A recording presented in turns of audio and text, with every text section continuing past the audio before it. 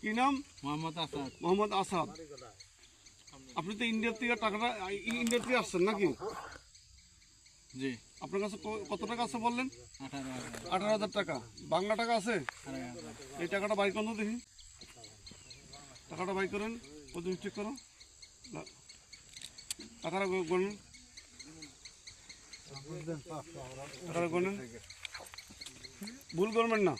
1 2 3 4 5 6 7 8 9 10 11 12 13 14 15 16 17 18 19 20 21 22 23 24 25 26 27 28 29 30 31 32 33 34 35 36 36 করে কত?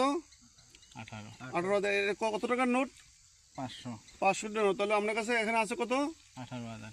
18,000। 500 টাকার নোট, 500 টাকা তো নাকি সবগুলি? জি।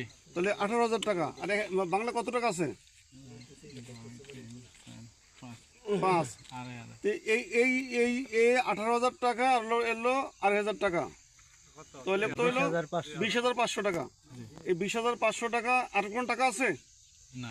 আর টাকা নাই? তোমার কাছে ইন্ডিয়ার টাকা আছে? দেখো তোর কাছে টাকা আছে তো।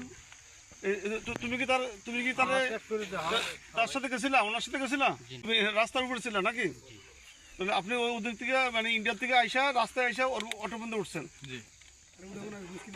তাহলে 20,500 টাকা।